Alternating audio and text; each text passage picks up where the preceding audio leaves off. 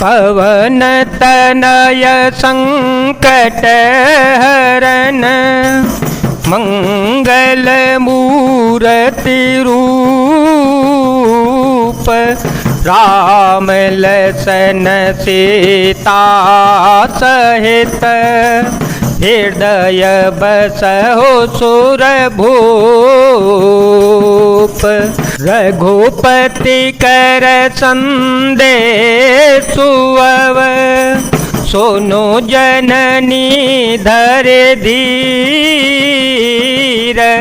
अस कहे कपि गद गद भयो भरे बिलोचन नीर। हे माता, अब धीरज धरकर श्री रघुनाथ जी का संदेश सुनिए। ऐसा कहकर श्री हनुमान जी प्रेम से गदगद हो गए। उनके नेत्रों में प्रेम आश्रुओं का जल भराया। कहेउ राम वियोग तव सीता, कहेउ राम वियोग तव सीता, मोकहु सकल भय विपरीता, नवतरो किसलय मन हूँ कृसानु, नवतरो किसलय मन हूँ कृसानु, काल निसास मनिशिष से भानु, कुबलय बिपिन कुंत बन सरिसा, बारिद तपत तेल जनो बरसा, जेहि तरहे करत ते पीरा, उर्ग श्वास सम त्रिवेद समीरा। श्री हनुमान जी बोले, श्री रामचंद्र जी ने कहा है कि हे सीते, तुम्हारे वियोग में मेरे लिए सभी पदार्थ प्रतिकूल हो गए हैं। वृक्षों के नए नए कोमल पत्ते मानो अग्नि के समान, रात्रि काल रात्रि के समान, और चंद्रमा सूर्य के समान, और कमलों के वन भालों के वन के समान हो गए हैं। मेघ मानो खौलता हुआ तेल बरसाते हैं। जो हित करने वाले थे वे ही अब पीड़ा देने लगे हैं। त्रिविध शीतल मंद सुगंध वायु सांप के श्वास के समान जहरीली और गर्म हो गई है। कहेउ तात कछु दुख घटी होई, कहेउ तात कछु दुख घटी होई, काहे कहो यह जानन कोई, तत्व प्रेम करम मयरु तोरा, तत्व प्रेम करम मयरु तोरा, जानत प्रियाए को मनो मोरा, सो मनो सदा रहत तो ही पाही, जानो प्रीति रसोई तने माहे, प्रभु संदेश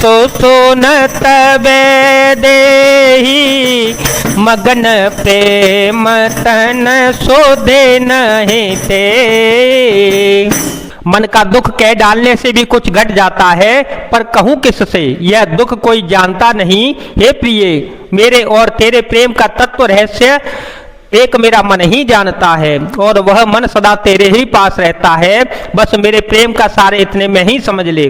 प्रभु का संदेश सुनते ही जानकी जी प्रेम में मगन हो गईं। उन्हें शरीर की सुध बुध न रही। कह कपे हृदय धीर धरो माता, सुमिरो राम सेवक सुख दाता, उरया न हो रघुपति प्रभुताये, सुन मम वचन तजहु कदराये। श्री हनुमान जी ने कहा, हे माता, हृदय में धैर्य धारण करो और सेवकों को सुख देने वाले श्री रामचंद्र जी का स्मरण करो। श्री रघुनाथ जी की प्रभुता को हृदय में लाओ और मेरे वचन सुनकर कायरता छोड़ दो। निश्चर कर पतंग सम, रघुपति बान कृसानो, जननी भय धीर धरो, जरे निशाचर जानो। मंगल भवन मंगल हारी, द्रव हो सो दशरथ अजर विहारी। राम सिया राम सिया राम सिया राम, सिया राम जय जय राम। राक्षसों के समूह पतंगों के समान और श्री रघुनाथ जी के वाड़ा अग्नि के समान है। हे माता, हृदय में धैर्य धारण करो और राक्षसों को जला ही समझो। जो रघुबीर होती सुधि पाई, करते नहीं विलम्बो रघुराई। राम बानर भी हुए जानकी, तम बरूथ कहूँ जा तो धान के। अब हे मातो में जाओ लवाए, प्रभु आय सो नहीं राम दोहाए। कछुक देव सजननी धरो धीरा, कपिह सहित आए हैं रघुबीरा। श्री रामचंद्र जी ने यदि खबर पाई होती तो वे विलंब न करते। हे जानकी जी, रामबाण रूपी सूर्य के उदय होने पर राक्षसों की सेना रूपी अंधकार कहाँ रह सकता है।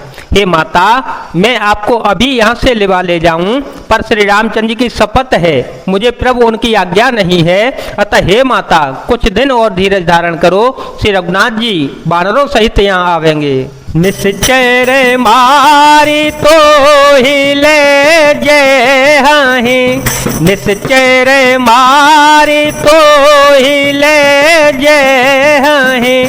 तिहपुर नारदा दे जसो गए हैं, है सो तक पेशव तो मही समाना।